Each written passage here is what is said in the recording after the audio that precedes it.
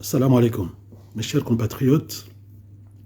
Notre ami et frère Dr Archimède est arrêté le 9 janvier 2024 par une milice cagoulée alors qu'il venait de déposer ses enfants à l'école.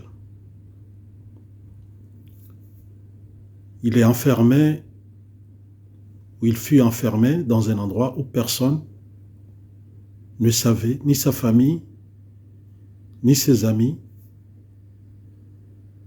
ni aucune personne. Quelques semaines après son enlèvement, sa séquestration, sa famille a décrié au meurtre de son fils. Et c'est à partir de là que les autorités comoriennes ont réagi en traduisant Dr Archimède devant le juge. Il fut accusé de tentative de déstabilisation, atteinte à l'autorité de l'État et d'actes terroristes. Depuis, il est en garde à vue à la prison de Moroni. Et cela fait aujourd'hui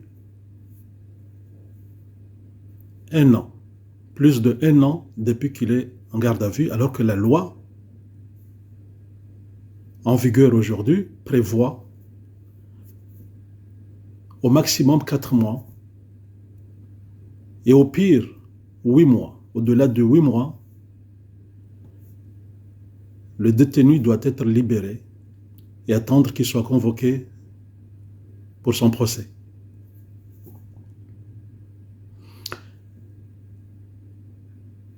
Hier, Dr Archimède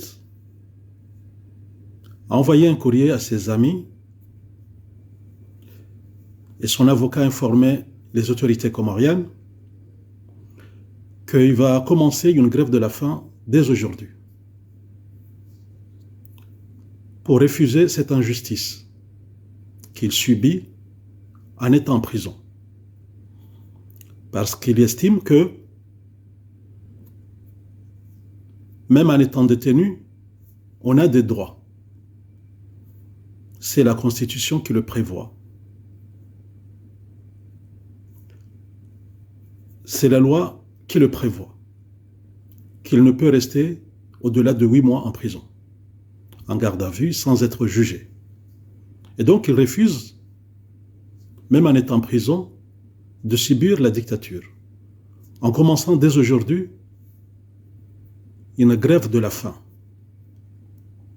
Une grève de la faim qui a tout son sens, une grève de la faim qui n'est autre que le refus de se soumettre à la dictature en étant en prison. Il l'a refusé quand il fut libre, il a refusé la dictature, et il le refuse aujourd'hui en étant incarcéré en prison. Il ne demande autre chose, il ne revendique autre chose que ses droits, que la loi soit appliquée. Et donc,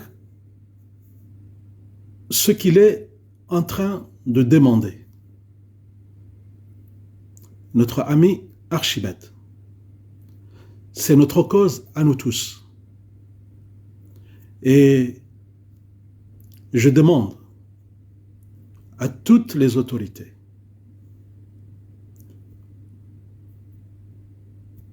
aussi bien celles du pouvoir que celles de l'opposition, à se mettre tous debout et à se solidariser de notre frère Archimède, qui ne fait que défendre qui nous fait défendre ce à quoi nous nous sommes tous engagés depuis bientôt 7 ans. Il refuse que ce qu'a subi le président Sambi, ce qu'a subi Salami et bien d'autres détenus, qu'il le subisse lui-même. Il le refuse. Et il le fait au nom de la liberté. Il le fait pour le peuple comorien, pour la nation. Il ne le fait pas pour lui-même, parce que si c'était pour lui-même, il pourrait négocier. Il aurait pu négocier.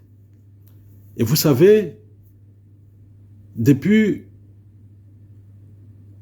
qu'il s'est engagé dans ce combat, il n'a jamais tergiversé. Il n'a jamais fait un écart. Il n'a jamais essayé de faire le moindre compromission, la moindre négociation. Parce qu'il estime que cette lutte, elle est plus grande que ce qu'il vaut lui personnellement. C'est la raison pour laquelle il met sa vie en jeu. Il décide de donner sa vie pour une cause nationale, pour la liberté de son pays, pour notre liberté à tous, pour un pays libre, respecté, qui respecte les droits humains, les droits de chaque citoyen, pour un pays prospère, pour un pays qui ne sombre pas dans l'ignominie, dans le mensonge, dans le vol, dans la dictate, dans la dictature, pour un pays qui soit à mesure de relever les défis qui sont attendus aujourd'hui, pour une jeunesse libre, pour une jeunesse travailleur, pour une jeunesse qui soit à mesure d'être